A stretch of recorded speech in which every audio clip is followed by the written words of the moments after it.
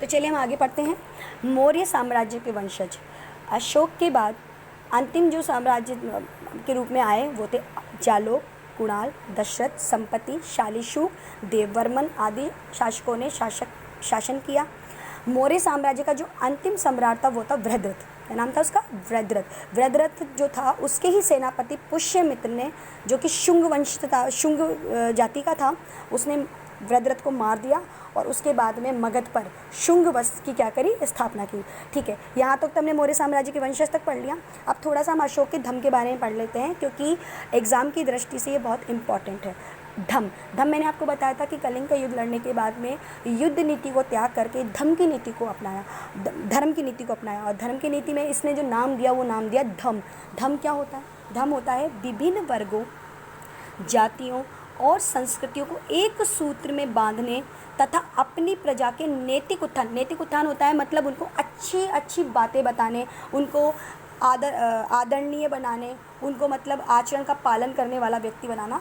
और तो उसको ऐसे व्यक्ति को क्या कहते हैं? नैतिक उत्थान के लिए अशोक ने जिन आचारों की संहिता प्रस्तुत की उसे अभिलेखों में क्या कहा गया है? धम्म कहा गया है। ठीक है, धम्म के प्रमुख सिद्धांत कौन थे? क्योंकि मैंने आपको बताया था कि जब इसने धम्म की नीति लागू करी तो उसमें सिद्धांत दिए कि ये सिद्धांत होंगे और इन नियमों, सिद्धांत बोले तो नियम, ठीक है, ये नियम होंगे जिनकी पालना करना पड़ेगा। किसको? प्रजा को। मैं भी करूँगा, प्रजा को भी करना पड़ेगा। तो सबसे पहले जो इसने धम्म का सिद्धांत दिया वो सिद्धांत दिया सहिष्णुता।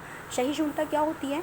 सहिष्णुता होती है कि हम अपने प्रति जैसे सहिष्णु हैं ऐसे सामने वाले के लिए भी सहिष्णु रहे। यानी एक धर्म की हम इज्जत कर रहे हैं, अपने धर्म की इज्जत कर रहे हैं या दूसरे धर्म की इज्जत कर रहे हैं, तो हमें सभी धर्मों की क्या करनी है? इज्जत करनी है, या उसका रिस्पेक्ट करना है, सम्मान करना है। जन सामान्य के मध्य आत्मसहिष्णुता, विभिन्न विचारों, धर्मों एवं आस्थाओं के मध्य सहिष्णुता की स्थापना करी इसने। दूसरा जो नीति दी इसने, या दूसरा जो सिद्धांत दिया उसने, वो दिया अहिंसा। अहिंसा से तात्पर्य आप समझ गए होंगे। अहिंसा का मतलब है किसी को ना मारना या किसी के साथ मारपीट या उसके साथ युद्ध ना लड़ना। सभी प्राणियों के प्रति अहिंसा का सिद्धांत प्रतिपादित किया कि हम किसी को भी नहीं मारेंगे। अब किसी से भी मतलब है यहाँ पर जानवर भी, हम जानवरों को भी नहीं मारेंगे। ठीक है, तो इसने बलियाँ त्याग दी। बलि लगा करती थी उस वक्त। बलि आप जानते हो क्या होता है? पशुओं को मार करके मतलब ईश्वर को खुश करना। तो बलियों पर भी क्या लगा दी इसने? रोक लगा दी। अब आडंबरहीनता, आडंबरहीनता से तो आप बहुत अच्छी तरह वाकिफ़ होंगे कि आडंबरहीनता क्या होती है। यानी दिखावा करना। दिखावा करना, दिखावा कैसे क्या करते थे? क्योंकि उस तक हिंदू धर्म ज़्यादा व्यापक रूप से फैला हुआ था, तो हिंदू धर्म में बहुत ज़्यादा क्या थी? आडंबरता थी। आडंबर मतलब बताए जा रहे हैं कि तुम अगर मतलब ऐसा कर्म करोगे तो तुम्हें मतलब है ना नरक मिलेगा, तुम्हें ये करोगे तो तुम्हें कढ़ाई में उबाला जाएगा। तो इस तरह की बातें की जाती थी। तो इसने बताया कि सबसे पहले आप लोग आडंबरहीनता को त्यागिए, और आप जो ये इतना पैसा या अपना जो समय व्यर्थ करते हैं इन सब चीज़ों में, उस पर रोक लगाइए और आप क्या करिए? मानवता की सोचिए या मानव कल्याण की बातें कीजिए। तो धर्म अनुष्ठान जो होते हैं, मैंने आपको बताया था यज्ञ वगैरह जो हमारे यहाँ पे किए जाते हैं, हिंदू धर्म में जो किए जाते हैं यज्ञ वगैरह हुए, तो उस पर क्या लगाया इसने? रोक लगाई। साथ ही बलि पर भी रोक लगा दी कि किसी भी धर्म के अंदर कहीं भी नहीं लिखा हुआ है कि हम बलि लगाएं। तो बलि चढ़ाने पर इसने क्या लगा दी? रोक लगा दी। अब आइए लोक कल्याण की बातें करते हैं। अब लोक कल्याण से तात्पर्य होता है कि हमें मानव की क्या करनी है? सेवा करनी है। अगर मानव की सेवा करोगे तो तुम्हारा क्या हो सकता है? कल्याण हो सकता है। तो अब देखिए इसमें क्या क्या किया इसने किया कि सड़क के किनारे वृक्षारोपण करवाए, ताकि जो पथ यात्री होते हैं, ये जाने वाले जो लोग होते हैं, जो यात्राएं करते हैं, वो थक जाते हैं, हार जाते हैं, तो पेड़ों के नीचे बैठ जाएंगे। कुएँ बनवाए, ठीक है, जहाँ पे कुएँ नहीं थे, पानी की व्यवस्थाएं नहीं थी, वहाँ पे कुएँ खुदवाए। धर्मशालाएं बनवाई ताकि जो धर्म यात्राएं करते हैं वो लोग रात को रुक करके उस धर्मशालाओं में मतलब विश्राम वगैरह कर सकें। अस्पताल बनवाए ताकि कोई बीमार हो जाए तो उसके मतलब इलाज वगैरह किया जा सके। एवं सराय आदियों का भी इसने क्या करवाया? निर्माण करवाया।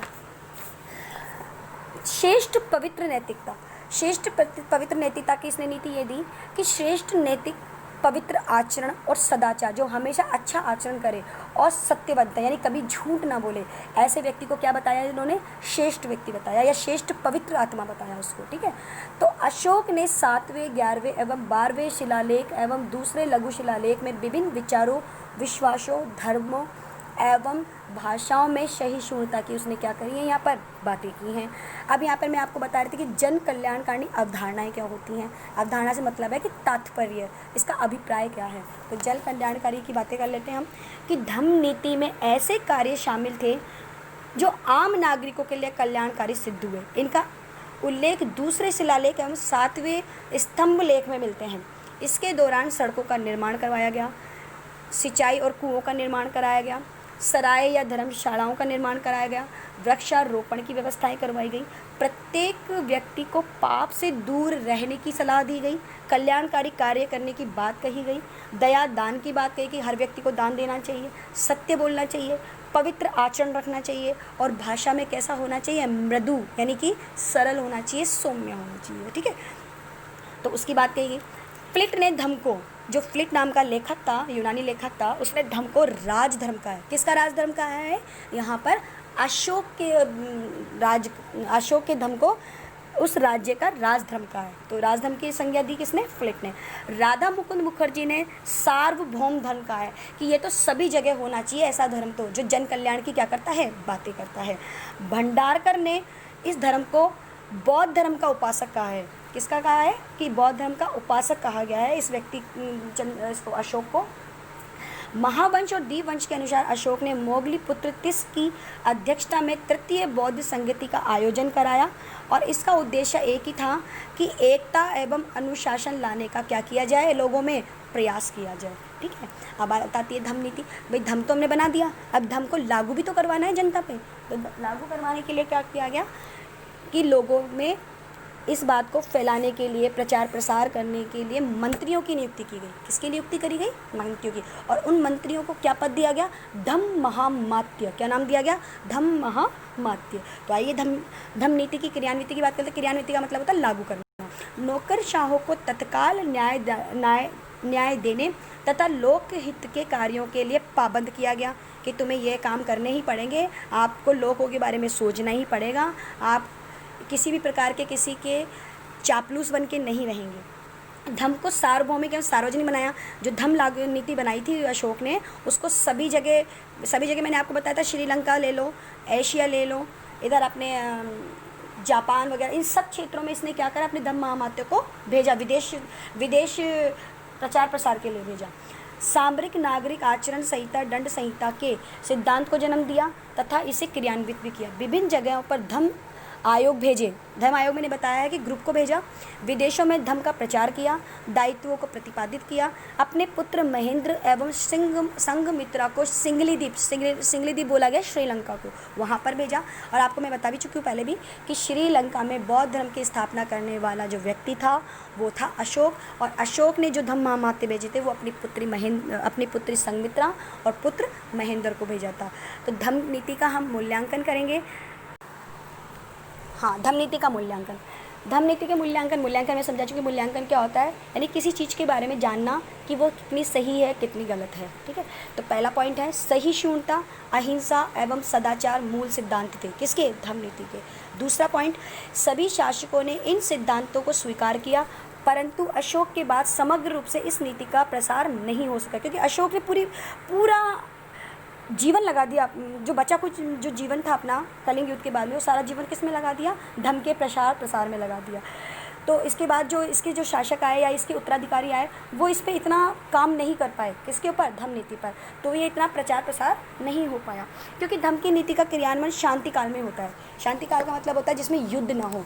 तो जब भी कोई किसी धर्म की अगर अपन प्रसार प्रसार करेंगे तो शांति काल में होगा, कभी भी युद्ध काल में नहीं होगा। लेकिन अशोक के बाद में जाने के बाद में उत्तराधिकारी की लड़ाई लड़ने लगे शासक आपस में, वो कहे कि ये मेरा है, ये मेरा है।